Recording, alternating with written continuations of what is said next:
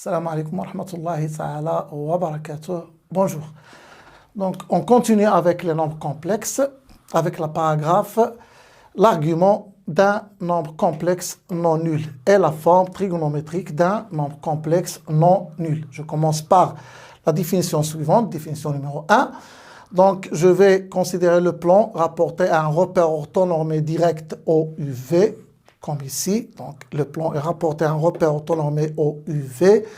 Donc, je considère un nombre complexe Z non nul et M son image. Donc, voilà le point M et l'affixe Z. Donc, Z est l'affixe du point M. M, c'est l'image du nombre complexe Z. Donc, on appelle argument de Z, et qu'on va noter argument de Z, toute mesure de l'angle orienté UOM, c'est-à-dire la mesure de cet angle orienté qui est là. Donc, la mesure de l'angle orienté UOM. Cet angle, une mesure de cet angle s'appelle l'argument de Z. Et elle est notée argument de Z. Donc, l'argument de Z est congru à la mesure de l'angle UOM modulo 2π. Donc, la mesure de cet angle modulo 2π. Donc, déjà, on peut remarquer que si le nombre est un nombre réel strictement positif,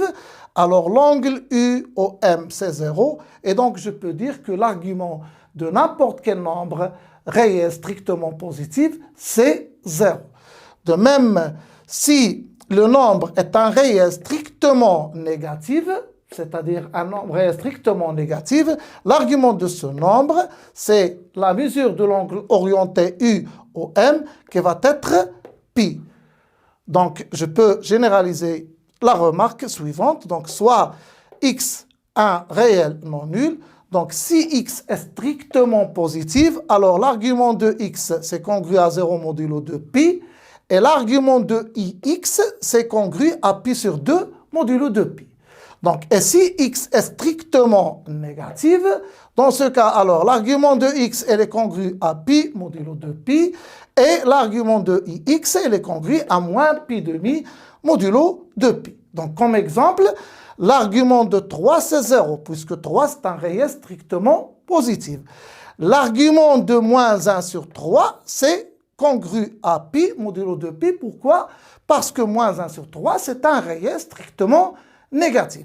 Concernant l'argument de 2i, donc c'est π sur 2 modulo de π, puisque 2 est positif, et l'argument de moins 3i, c'est congru à moins π sur 2 modulo de π, puisque ce nombre qui est moins 3 est un nombre strictement négatif. Je passe maintenant à une autre définition concernant l'écriture trigonométrique d'un nombre complexe non nul. Donc, étant donné un nombre complexe non nul Z, l'écriture Z égale R cos θ plus I sin θ, avec R, c'est le module de Z et θ, c'est l'argument de Z. Cette écriture s'appelle l'écriture trigonométrique de Z. On avait déjà vu que Z peut s'écrire sous une écriture algébrique qui est sous la forme de Z égale X plus IY. Maintenant, on parle d'une autre écriture du nombre complexe, c'est l'écriture trigonométrique qui est sous la forme de quoi?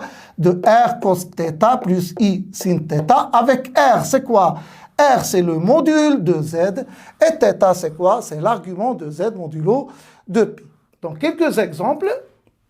Par exemple, si je prends Z1 égale 2, donc l'argument, le module plutôt de 2, c'est combien? C'est 2, puisque 2 c'est 2 plus 0i, et le module de 2 c'est la racine de 2 au carré plus 0 au carré, donc c'est la racine de 4 qui est égale à 2. Et l'argument de Z1, puisque Z1 est un réel strictement positif, donc l'argument c'est 0 modulo de π. Donc je peux écrire Z1 comme étant R, c'est-à-dire 2, cos θ, c'est-à-dire cos 0 plus I sin 0.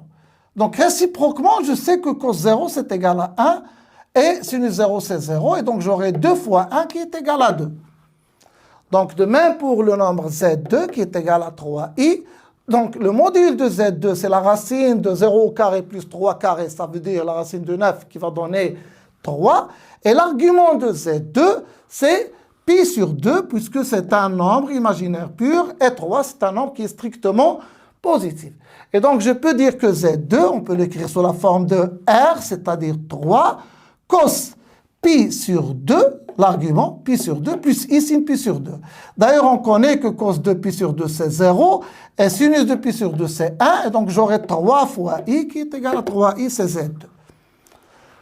Bon, une petite remarque, si Z s'écrit de cette forme, c'est-à-dire R cos θ plus I sin θ avec R strictement positif, donc n'oubliez pas cette condition, donc R strictement positif, alors je peux dire que le module de Z c'est R et l'argument de Z c'est congru à θ modulo 2π. C'est-à-dire l'écriture trigonométrique est unique si vous voulez dire. Donc, un exemple, donc, prenons Z1 égale racine de 2 cos pi sur 7 plus i sin pi sur 7. Racine de 2 est un nombre strictement positif, donc je peux dire que le module de Z1, c'est égal à racine de 2 et que l'argument de Z1, c'est congru à pi sur 7 modulo 2π. D'après, bien sûr, cette remarque. Un autre exemple, si je prends Z2 maintenant égale moins 3 cos pi sur 3 plus i sin pi sur 3, alors là, je ne peux pas affirmer que moins 3, c'est le module du nombre complexe Z2, tout simplement, puisque ce n'est pas un nombre qui est strictement positif. Qu'est-ce que je dois faire? Je dois faire entrer le moins ici, et j'aurai donc 3 moins cos pi sur 3 moins i sin pi sur 3. Donc, avec les transformations moins cos pi sur 3, c'est cos pi plus pi sur 3, et moins sin pi sur 3, c'est sin pi plus pi sur 3. Et donc, j'aurai 3 cos 4 pi sur 3, pi plus pi sur 3, c'est 4 pi sur 3, et plus i sin 4 pi sur 3. Maintenant, puisque 3 est un nombre qui est strictement positif, je peux dire que le module de Z2, c'est 3, et l'argument de Z2, c'est congru à 4 pi sur 3 modulo 2 pi. À bientôt.